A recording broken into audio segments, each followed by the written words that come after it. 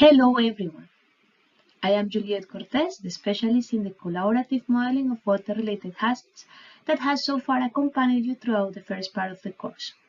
I am happy to start with you the second part with the steps to design a climate and conflict-sensitive resilience strategy. I hope that after you have completed this video, you can familiarize yourself with the steps to design such a strategy and start recognizing the relationships with the activities you carried out in your work. This way, you will hopefully realize that we can really do a lot if we consciously and purposefully design regular interventions to be climate and conflict sensitive. Moreover, we will introduce you to how you will use such steps in the second part of the group assignment that you will be able to access after you have submitted the first part for feedback. As we already discussed, more than 80% of the humanitarian crises occur in conflict-affected settings, and more than half of those crises are protected and occur in places dealing with environmental and climate crises, which certainly increases the urgency. We need to understand and respond to the combined impact of climate and conflict. As ICRC experts already mentioned, there is no need to panic but to take action, step by step. First, we all need to skill and team up to anticipate risks and strengthen resilience. Mobilize to align the efforts of local organizations and better use the financial resources of the donors. And last but not least, lead by example with our individual, team, and organizational work to make a difference. We started this course by talking about resilience as a way to improve the capacities and qualities of a system to deal with disturbances. In this case, a watch system. A system that is managed by one or several service providers with the interconnection of multiple actors and factors. We introduced the triple nexus along with several examples in practice. ICRC experiences highlighted ways to improve the operations and coordinations of key functions in the WASH system. For example, prioritizing the rehabilitation and reconstruction of infrastructure and strengthening emergency preparedness by ensuring that alternative water networks are also available in case of service disruptions. On the other side, more sustainable services also require multi-year programming and align efforts within and beyond the WASH services.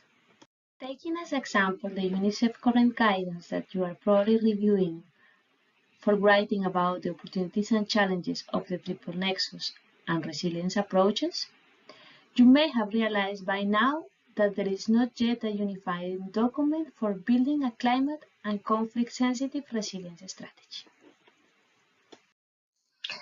However, from available documents, it is clear that we should follow an adaptive management cycle and the so-called theory of change. That is nothing else than planning for the cumulative impact that we want to make. Therefore, we should define early on the process the management objectives for the desired outcomes, and we should further establish performance indicators for the activities so that we can evaluate the outputs and the intermediate outcomes to learn and adjust for the next planning stage. Therefore, following the UNICEF Climate Resilience Guidance as an example to prepare our resilience strategy, we can clearly distinguish four phases: understand the problem, identify and appraise options, deliver solutions, and monitor and move forward. To understand the problem, there are three steps.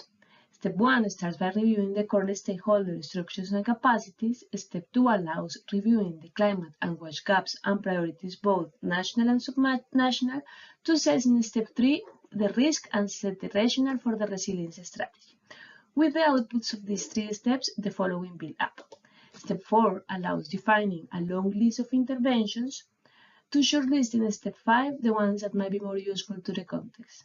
Step 6 allows revising the shortlisted interventions according to environmental and social implications to adjust the concept proposal, which is the output of step 7 and 8, and propose smart indicators, which is the output of step 9.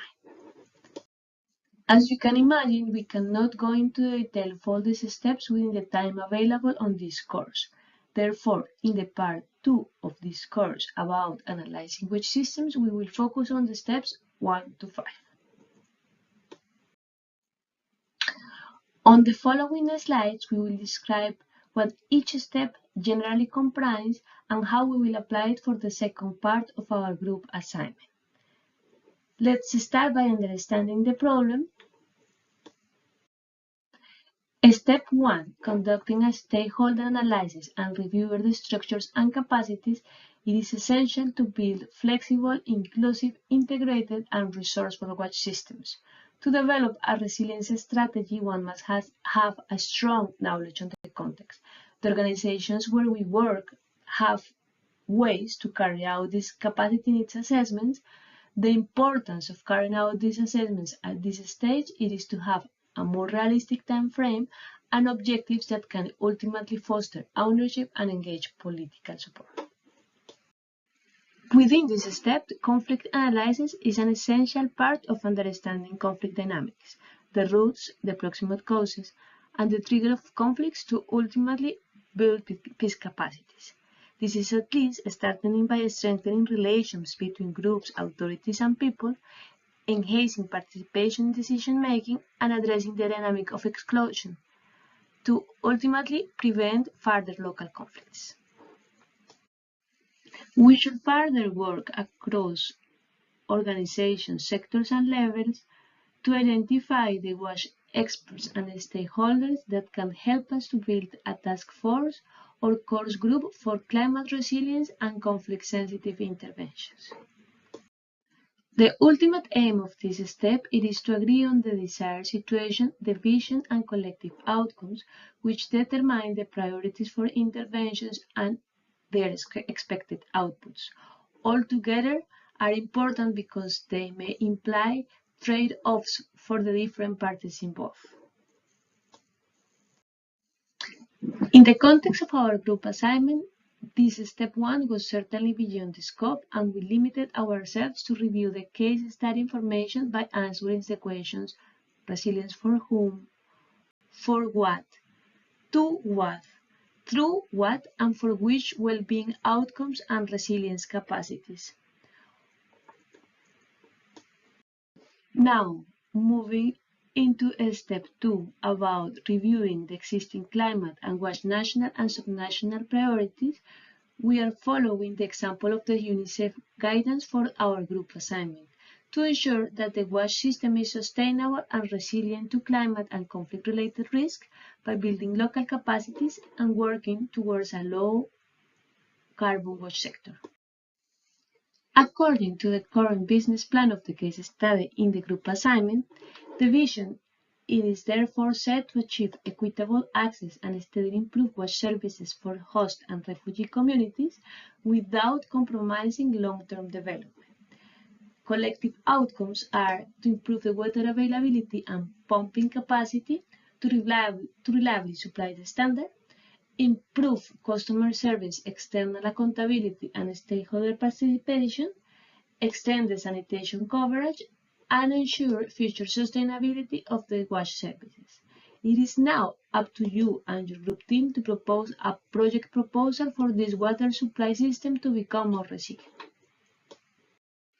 To achieve such a vision and collective outcomes, the second part of the group assignment will start by identifying gaps in the key functions or WASH building blocks that, in alignment with the existing WASH approaches and with the additional inspiration of the examples for better ways of working, will help you to start defining the activities or interventions of your resilience strategy.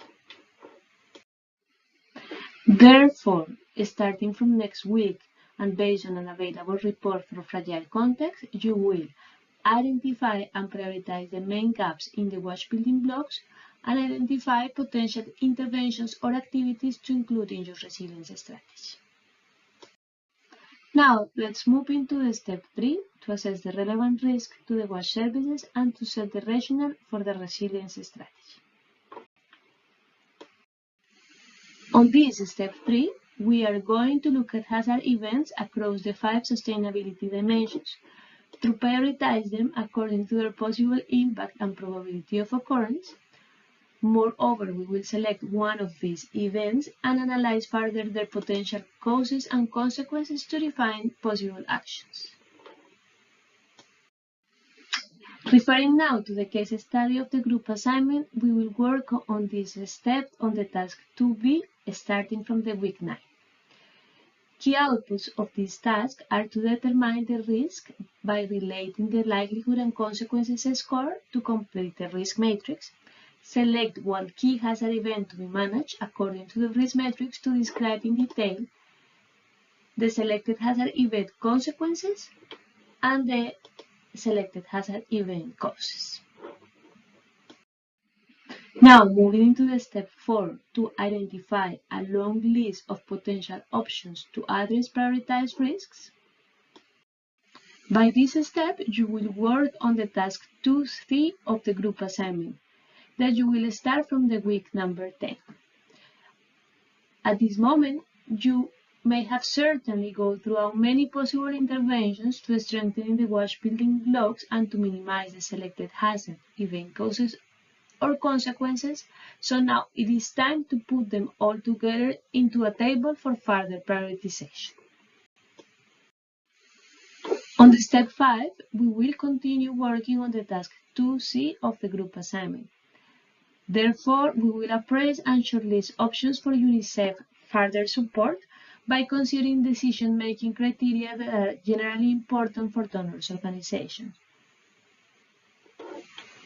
Those are effectiveness to achieve the expected outcomes, but also the efficiency regarding the involved costs, the timing for implementation, the uncertainty about the influence of the intervention, the equity and legitimacy, and the capacities and synergies that all together will help us to justify the 3 interventions of our resilience strategy.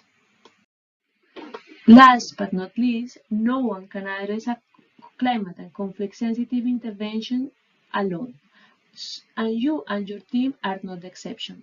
Therefore, you will particularly reflect on the capacities and synergies to define which organizations across the humanitarian sector and beyond can help you with the implementation and at which level of collaboration.